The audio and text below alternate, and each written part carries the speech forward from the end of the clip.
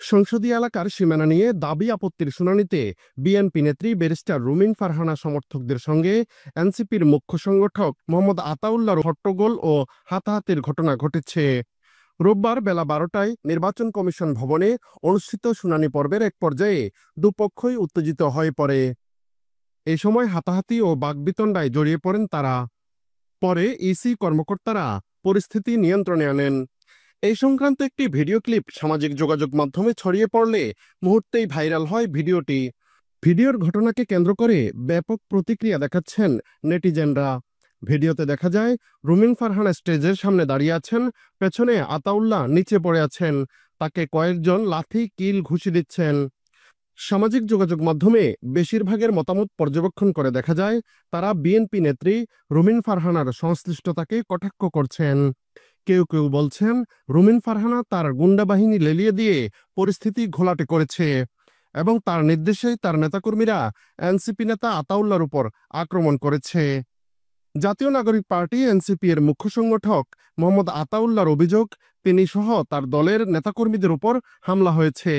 হামলা চালিয়েছেন বিএনপির সাবেক সংসদ সদস্য রুমিন ফারহানা ও তার সঙ্গে থাকা দলীয় নেতাকর্মীরা। রুমিন ফারহানার দাবি, আতাউল্লাহ পরিচিত মুখ নন। তিনি এনসিপি থেকে এসেছেন নাকি জামাত থেকে এসেছেন তা তিনি জানেন না।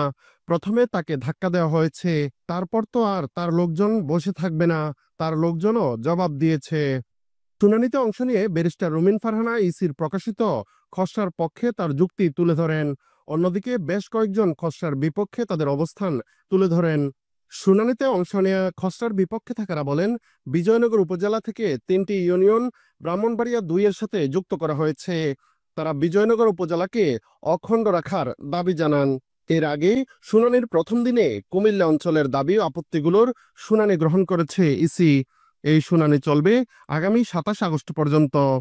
এনসিপির নেতাদের অভিযোগের বিষয়ে রুমিন ফারহানা বলেন, মুশকিলের বিষয় হচ্ছে তিনি পরিচিত মুখ নন। তিনি এনসিপি থেকে এসেছেন না জামাত থেকে এসেছেন আমি জানি না, তবে উনি প্রথম আমাকে ধাক্কা দিয়েছেন, তারপর আমার লোকজন তো আর বসে থাকবে না। আমি তো একজন মহিলা, এবং পরে যখন আমার লোকজন মারধর করছে আমার লোকজনও জবাব দিয়েছে। এটা সিম্পল।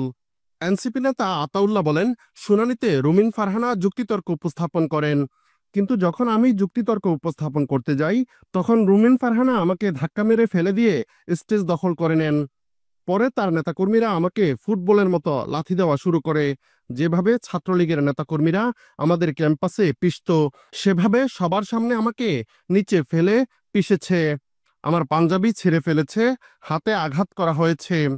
নির্বাচন কমিশন তখন আর কাউকে কথা বলতে দেয়নি। বিএনপি ছাড়া শুনানিতে জামাত ইসলামীকেও কথা বলতে দেওয়া হয়নি।